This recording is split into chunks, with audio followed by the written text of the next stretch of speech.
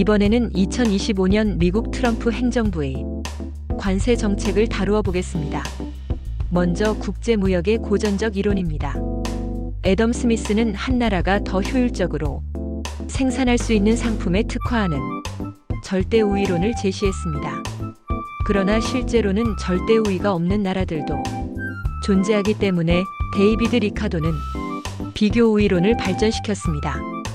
즉 각국은 기회비용이 상대적으로 낮은 재화에 특화하고 다른 나라와 교역할 때 모두가 이익을 얻을 수 있다는 것입니다. 이 이론은 지난 수십 년간 세계화를 뒷받침했습니다.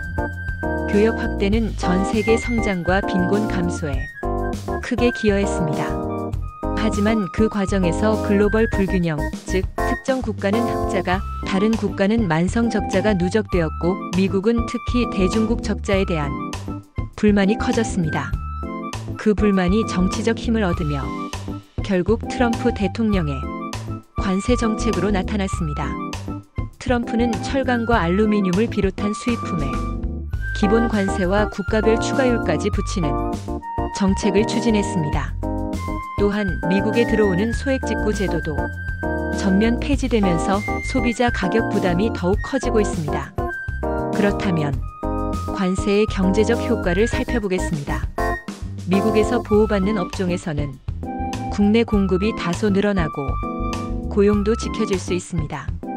그러나 수입품 가격 상승은 미국 내 소비자와 기업의 부담으로 이어집니다.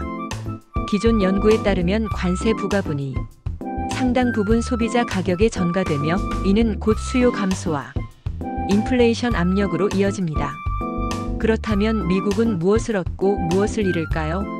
얻는 것은 특정 산업 보호, 협상 지렛대, 관세 수입입니다. 하지만 잃는 것도 큽니다. 소비자 후생 감소, 동맹국과의 마찰, 그리고 법적 불확실성입니다. 미국 국제무역법원은 일부 관세가 국제비상경제권한법을 남용했다고 판결하여 트럼프 관세는 최종적 법적 판단을 기다리고 있습니다. 다음은 한국에 미치는 영향입니다. 철강과 알루미늄은 직접 타격을 받습니다. 완성차와 가전 역시 가격 경쟁력이 떨어질 수 있습니다. 반면 반도체와 전략 품목은 예외로 지정되어 충격이 제한적일 수도 있습니다. 그러나 한국은행 분석에 따르면 미중 무역 갈등 심화와 고율 관세는 향후 한국 성장률을 낮출 수 있습니다. 결론적으로 비교 우위론이 제시한 자유무역의 이익은 여전히 유효합니다. 하지만 정치적 현실은 미국의 실망과 보호무역의 귀환을 보여주고 있습니다. 관세는 단기적으로 산업을 지켜낼 수 있으나 장기적으로는 세계 경제와 동맹국 모두에게 큰 부담을 안길 수 있다는 점을 기억해야 하겠습니다. 다음으로 미국의 보호무역 강화가 한국과 미국의 금융시장, 특히 금리, 주가 및 환율에 어떤 영향을 줄지 살펴보겠습니다. 먼저 금리입니다. 미국은 관세로 인해 소비자 물가가 오를 수밖에 없습니다. 이는 인플레이션 압력을 높여 금리 인상 가능성을 자극합니다. 반면 한국은 성장 둔화 우려가 커져 한국은행이 오히려 금리 인하 쪽으로 압박을 받을 수 있습니다. 결과적으로 한미 금리 차는 더 벌어질 위험이 있습니다. 둘째, 주가입니다. 미국의 보호무역은 단기적으로 특정 산업에는 호재가 되지만 전체 시장에는 비용 증가와 무역 갈등 확산으로 부담을 줍니다.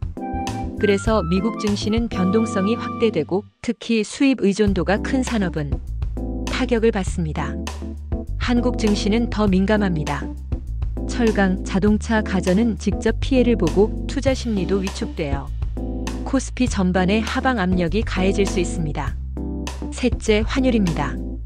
무역 갈등과 자본 유출 우려로 한국 원화는 약세를 보일 가능성이 있습니다.